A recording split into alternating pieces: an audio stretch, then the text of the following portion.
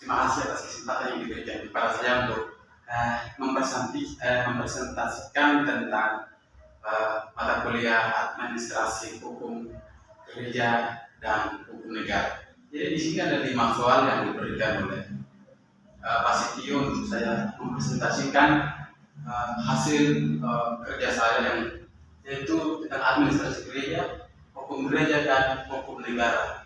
Dan nama saya Kevin Escobar dan dosen Pak Sitio SH, MH, MA dan KPS. Mari kita akan masuk dan di dalam materi kita.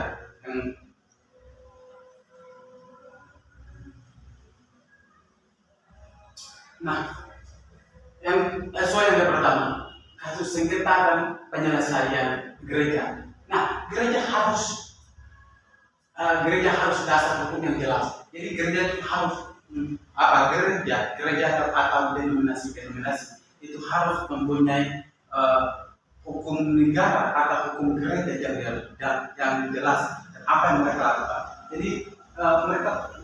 Jadi mereka perlu melakukan atau harus memiliki harus memiliki gereja hukum yang jelas. Oleh karena itu sekarang sedang terjadi di mana gereja-gereja itu tidak mengikuti aturan gereja yang itu. Yaitu dalam contohnya di gereja saya ada banyak hal kasus-kasus seperti ini dan banyak tidak mengikuti aturan-aturan di dalam gereja itu. Seharusnya itu mereka memiliki aturan yang jelas supaya gereja itu bertumbuh. Nah, yaitu gereja harus memiliki dasar hukum yang jelas di dalam gereja supaya jemaat Tuhan itu bertumbuh, jemaat Tuhan itu sangat diberkati melalui kehadiran Bapak Ibu atau bahkan melalui hamba Tuhan itu dan bisa dapat memberkati.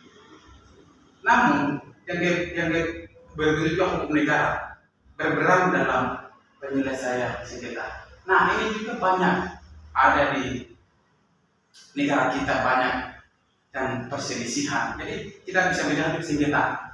Sengketa ini juga berat, kata ini juga perselisihan antara satu dengan yang lain atau antar sama dengan yang lain. Oleh karena itu hukum negara berperan dalam penyelesaian sengketa. Teman-teman bisa melihat di tampilan saya di sini, hukum negara berperan dalam penyelesaian sengketa. Jadi hukum negara juga harus mempunyai berperan untuk menyelesaikan sengketa atau perselisihan seperti itu, supaya negara kita aman, damai, dan sejahtera, bisa melakukan tugas itu dengan baik. Oleh karena perlunya perdamaian atau penyelesaian. Jadi harus punya pasalnya, ayatnya untuk menyelesaikan masalah atau perselisihan tersebut. Tapi dari terkhususnya di negara kita pasti ada yang namanya pasal ayat tentang perselisihan antara satu dengan yang lain. Dan yang kecil adalah gereja harus bertanggung jawab atas tindakan yang dilakukan oleh siapapun atau dari siapapun atau dari hamba Tuhan. Jadi gereja itu harus memiliki yang namanya itu bertanggung jawab di dalam gereja, pokoknya di mana saja. Gereja kecil atau gereja Protestan atau gereja yang namanya itu pokoknya di dalam gereja di kampung-kampung, maksudnya internasional lokal atau dan tersebut. Jadi di dalam maksudnya dengan pedesaan di dalam gereja-gereja itu adat itu harus mereka juga mempunyai yang namanya tanggung jawab atau harus memiliki bertanggung jawab atas tindakan-tindakan yang mereka lakukan itu. Yang mereka mungkin contohnya seperti mungkin ada perselisihan antara jemaat dengan Bapak Gembala atau Bapak Gembala dengan jemaat atau majelis. dan sebaliknya juga antara majelis dengan jemaah. Nah, itu juga harus mempunyai pertanggungjawab untuk menyelesaikan yang tindakan-tindakan yang mereka lakukan. Dan yang kedua, yang kedua itu adalah hukum negara. Jadi hukum negara juga harus mempunyai tanggung jawab terhadap masyarakat supaya damai dan sejahtera. Jadi pemerintahan itu menetapkan aturan yang dampak pada pengelola aset gereja. Jadi pemerintahan juga berdampak pada pengelolaan aset gereja untuk melengkapi satu dengan lain di gereja tersebut. Oke, yang keempat adalah ada tiga penting yang saya akan membahas di dalam soal yang keempat ini adalah perbedaan pandangan antara adat gereja dan hukum negara dalam mengatur persoalan moral atau etika. Jadi yang pertama adalah gereja dan hukum negara. Jadi gereja dan hukum negara itu mereka kerjasama untuk menyelesaikan hukum atau masalah-masalah tersebut, untuk mengambil bagaimana sampai kita bisa menyelesaikan masalah tersebut. Jadi seperti itu harus mereka kerjasama dengan gereja dan pemerintahan untuk menyelesaikan tugas itu atau masalah itu. Yang ketiga, yang kedua adalah dialog dan komunikasi. Jadi perlu dialog atau komunikasi antara gereja, bahkan juga antara pengurus adat gereja maupun pemerintahan untuk menyelesaikan masalah itu perlu dialog satu dengan yang lain atau dengan pemimpin-pemimpin gereja maupun pemimpin-pemimpin negara. Bahkan juga yang ketiga adalah teman-teman bisa melihat ini antara laki-laki antara laki-laki bisa dibilang sejenis. Jadi sekarang ini kita sudah tahu bahwa dunia ini semakin perubahan. Oleh karena itu bisa mengawinkan satu dengan yang lain. Jadi masalahnya atau kasus itu adalah sudah terjadi.